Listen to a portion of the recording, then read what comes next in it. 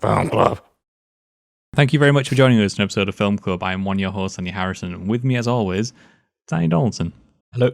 Andy, we are here once again with a quarantined version of Film Club to talk about a film recommended by one of our commenters, Drogba Munich class, Kill Bill. I was 5 and he was 6. We rode on horses made of sticks. He wore black and I wore white. He would always win the fight. Bang, bang, he shot me down. Bang, bang, I hit the ground. Bang, bang, that awful sound. Bang, bang, my baby shot me down. It's a story by Quentin Tarantino, and it's about a bride who is part of a assassin squad. She has a wedding where she gets betrayed by her squad, and then it's a story of revenge of her killing the people that killed her husband, killed her unborn child, and put her in a 4-year coma. Kill Bill. Yeah, today we're just going to be talking about Kill Bill Volume 1. And Kill Bill Volume 1 is Quentin Tarantino's 4th film. So this is what he released following Jackie Brown, which I still think there's an argument to be made that Jackie Brown is one of his best films, maybe his best. This was kind of Tarantino's, I think, step into more overt action. Came out in 2003, okay. And this is where I think he started to really get into the idea of playing with martial arts cinema and a little bit of that sort of... I was going to say Western, but I think he already had a little bit of Western influence when he was doing, Pulp Fiction and Reservoir Dogs. Yeah, but it's like a kind of this film's like a bit of a mashup between many different genres, but yeah, it's going kind of like into the samurai, into the martial arts kind of style quite heavily compared to, Reservoir Dogs is a bit different. It doesn't involve any of that kind of stuff. So it's been about 10 years probably since I last watched this film. It's been quite a while. I only remember bits of it. I think it's a non-linear narrative, isn't it? It's a bit like... Oh yeah, like Pulp Fiction. He does. He's always got this thing where he loves to cut around in time, and you're right. It starts with a cold open, and then turns into a non-linear narrative where we jump back and forth between the flashbacks and her in the present day on her mission to kill Bill. I liked it. Yeah, so similar thing, right? When this came out, I absolutely loved this, and I assume it was kind of the same for you when it came out. Loved it. Yeah, just because it's like it's violence, it's gore, it's what you want when you're like I must have been like a teenager when I watched this. Yeah, and how are you feeling now? Because this came out when we were like 13. I certainly didn't see it in cinemas. I probably saw it a couple of years later, but there was still a lot of hype around it. Probably saw it when I was 15 or so. How are you feeling about it now? Well, as I said, it's like it's a cross between many different genres. It's almost like a homage to them. I know we've got about homage to a genre before. You look at something like Clint Eastwood's Unforgiven, which is a homage to his Western genre. This is a bit too Sorry, no, go on. I was just going to say, I don't think Unforgiven is necessarily an homage. It's more like it builds upon and comments back on the genre. Yeah, okay, but that's how one would do it, right? Whereas this goes about like, these are all things I love about these kind of genres. Let's put them in and let's put them all together. Let's use loads of references inside this and almost like kind of take you out the experience of being a film, and it's how to make a film, which is quite Tarantino. It's what Tarantino's known for nowadays. Yeah. It put me off. I think it doesn't help that we've, since me and you have had conversations about film and like opened my eyes more about Tarantino and how he is very self-referential about film techniques and all these other kind of things.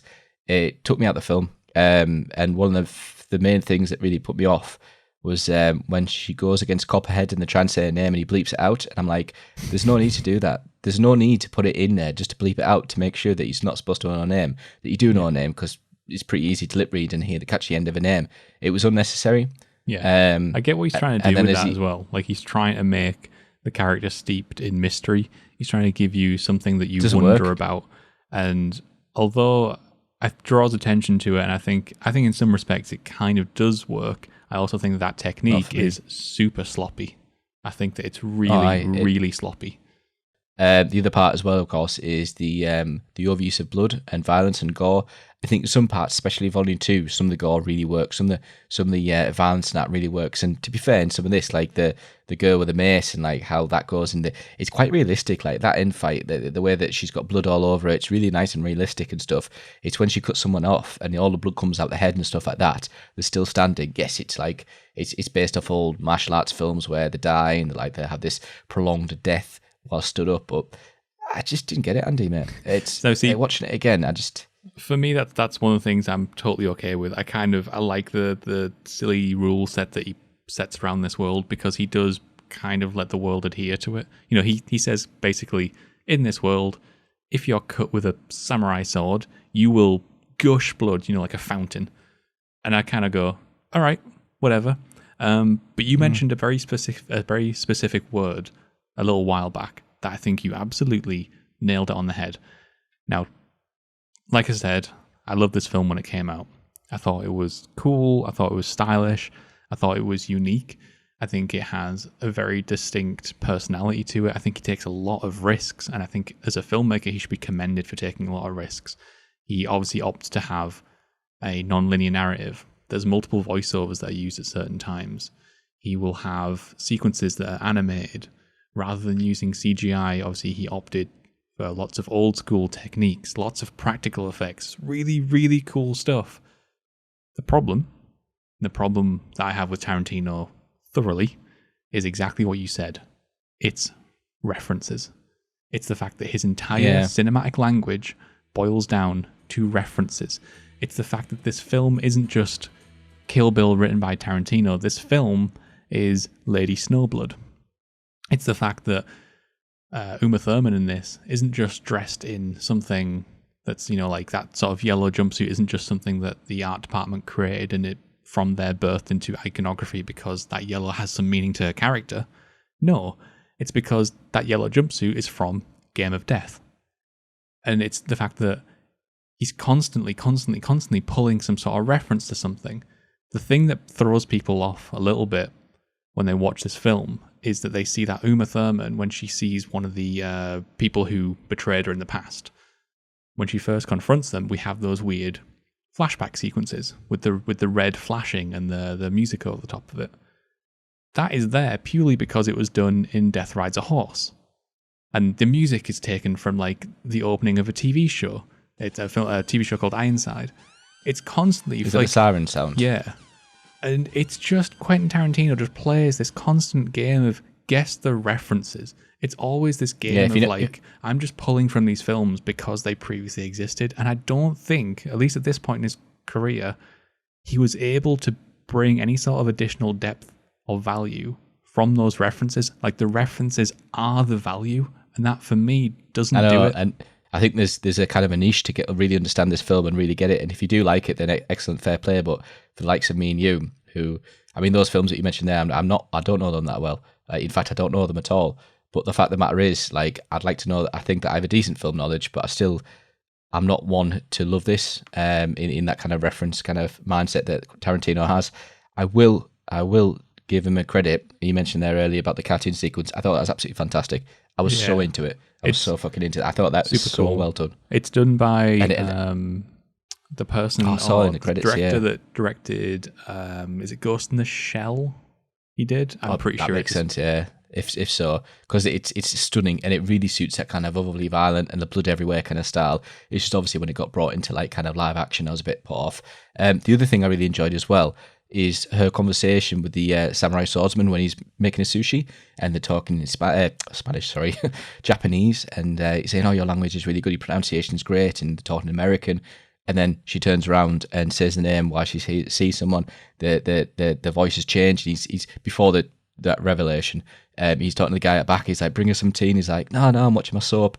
That kind of conversation is what I, to be fair, love about Tarantino, because you look at that later on in something like Inglourious Bastards, where it's just incredible kind of bit of conversation. Like, I'm all about that. He's one of the best characterized people in the film. I think that is a fantastic character. I think he's somebody who represents what the film was trying to go for thematically. Obviously, the film is really trying to be about identity and, like, you know, crafting your own identity and can you get away from the sins of your past and all that sort of stuff. And his character perfectly embodies that.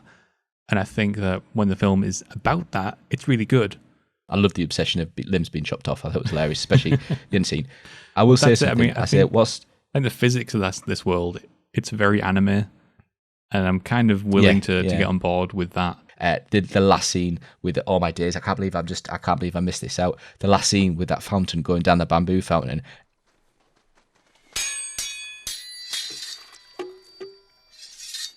And that's all you can hear. In terms of the sound design of that final scene, where they're in the snow, it is fucking spectacular. Yeah. It is absolutely spectacular, and he needs to have praise for that. The sound team need to have praise for that, because it is stunning with that backdrop of them two fighting with the fountain. I was in awe at that scene. Well, that's what I mean, is that there's tons to praise here. You're right, audio design's incredible. The cinematography is incredible. This film is like absolutely beautiful to look at. You guys have been looking at it for the last 10 minutes or so now. So it's an absolutely gorgeous film in lots of respects. It's just one that I think when I'm looking for something that is rewatchable, I'm looking for something that has some sort of thematic depth to it, and this really struggles. Now, the important thing, the elephant in the room, and the reason that I'm not giving up on this film entirely, because this was obviously conceptualized and written as one film. It wasn't until later that it was cut up into two films, and we've only so far discussed Volume 1. But what I'd like to ask is everybody down in the comments, please let us know what you think of just Volume 1, because at the end of the day, this is what people paid to see in a cinema back in 2003. They went and watched this film. This is, for all intents and purposes, it's A New Hope. It is Fellowship of the Ring. You went and watched this film. So what do you think of Volume 1? But regardless of that, Andy and I are going to be back again next week, where we're going to take a look at Volume 2 and actually finish out this cinematic experience. So, looking forward to it, guys. So until then, get watching. We'll see you all soon. Stay safe. See you later.